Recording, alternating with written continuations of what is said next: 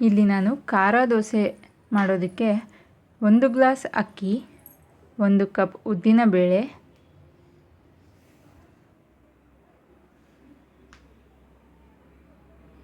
1 cup ಹೆಸರುಬೇಳೆ, 1 spoon ಮೆಂತ್ಯ,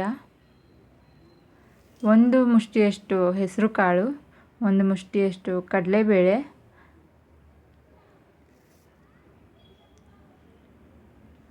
1 ದೊಡ್ಡ ಮುಷ್ಟಿಯಷ್ಟು ಅವಲಕ್ಕಿ,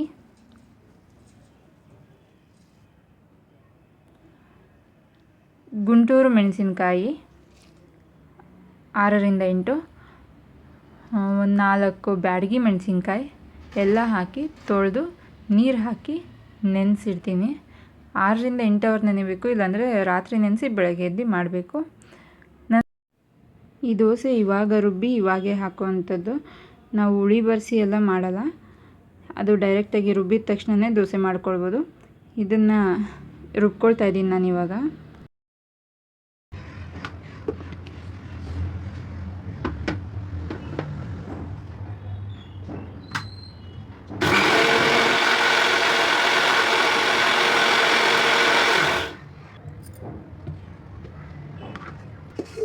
ಈಗ ಇದನ್ನು ನಾವು ಒಂದು ತಪ್ಪಲೆಗೆ ಹಾಕ್ಕೊಳ್ತಾ ಇದ್ದೀನಿ.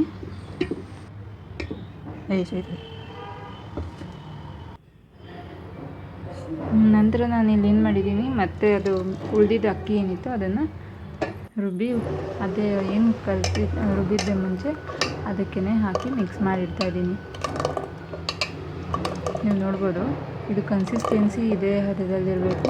ನೀವು ಇನ್ನೂ ತೆಳ್ಳಗೆ ಮಾಡ್ಕೊತೀನಿ ಅಂದರೂ ಆಗುತ್ತೆ, ನೋ ಪ್ರಾಬ್ಲಮ್. ಬಟ್ ನೋಡ್ಕೊಳ್ಳಿ, ತುಂಬ ನೀರಾಗಬಾರ್ದು, ತುಂಬ ಗಟ್ಟಿ ಆಗಬಾರ್ದು, ಮೀಡಿಯಮ್ ಆಗಿರಬೇಕು. ಇವಾಗ ಇದಕ್ಕೆ 1 ಸ್ಪೂನ್ ಉಪ್ಪು ಹಾಕ್ತೀನಿ ನಾನು. ಒಂದು ಚಿಟಿಕೆ ಅಂದರೆ 1/4 ಸ್ಪೂನ್ಗಿಂತ ಕಡಿಮೆ ಸೋಡಾ ಬಳಸ್ತೀನಿ. ನಾನು ಸೋಡಾ ಜಾಸ್ತಿ ಬಳಸೋದಿಲ್ಲ, ಅದಕ್ಕೋಸ್ಕರ 1/4 ಸ್ಪೂನ್ಗಿಂತ ಕಡಿಮೆ, ನೀವು ನೋಡ್ತಿರ್ಬೋದು ಅಷ್ಟೇ ತಗೊಳ್ಳೋದು. ಹಾಕಿಬಿಟ್ಟು ಚೆನ್ನಾಗಿ ಮಿಕ್ಸ್ ಮಾಡ್ತೀನಿ.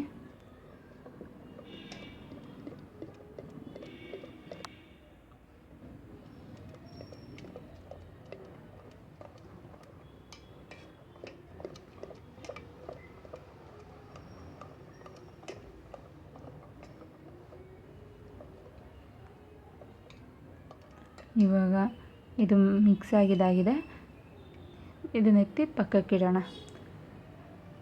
ನಾವು ನೆಕ್ಸ್ಟು ಈ ದೋಸೆಗೆ ಚಟ್ನಿ ಮಾಡ್ಕೊಬೇಕು.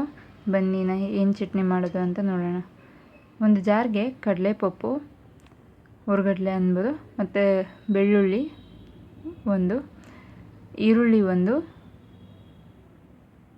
ಹುಣಸೆ ಹಣ್ಣು,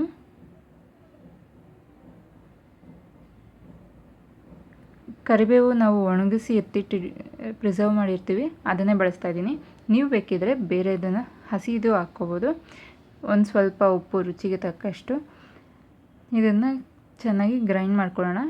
ಫಸ್ಟು ಪುಡಿಯಲ್ಲೇ ಮಾಡಿಕೊಂಡು ಆಮೇಲೆ ನೀರು ಹಾಕ್ಕೊಳ್ಳೋಣ. ನಂತರ ಇದಕ್ಕೆ ಒಗ್ಗರಣೆ ಹಾಕ್ಕೊಳ್ಬೇಕು. ಚಟ್ನಿಗೆ ಸಾಸಿವೆ, ಕರಿಬೇವು, ಮೆಣಸಿನಕಾಯಿ ಹಾಕಿ ಒಗ್ಗರಣೆ ಕೊಡ್ತಾ ಇದ್ದೀನಿ.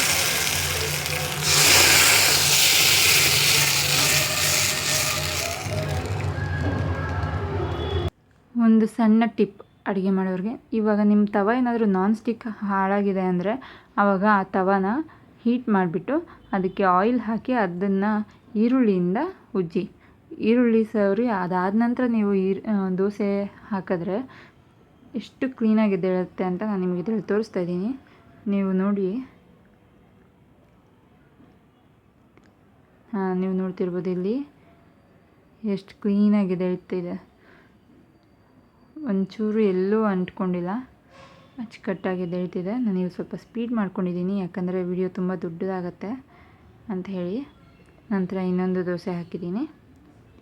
ಒಂಚೂರು ಎಲ್ಲೂ ಅಂಟ್ಕೊಳ್ಳಲ್ಲ, ಕಷ್ಟ ಆಗಲ್ಲ, ಎಲ್ಲೂ ಕಿತ್ತು ಹೋಗಲ್ಲ ದೋಸೆ, ಅಷ್ಟು ಅಚ್ಚುಕಟ್ಟಾಗಿ ಬರುತ್ತೆ. ಟಿಪ್ನ ಫಾಲೋ ಮಾಡಿ. ಈಗ ದೋಸೆ ಮತ್ತು ಚಟ್ನಿ ತಿನ್ನೋದಕ್ಕೆ ರೆಡಿ ಇದೆ. ಟೇಸ್ಟ್ ನೋಡಿಬಿಟ್ಟು ಹೇಳ್ತೀನಿ ಹೇಗಿದೆ ಅಂತ.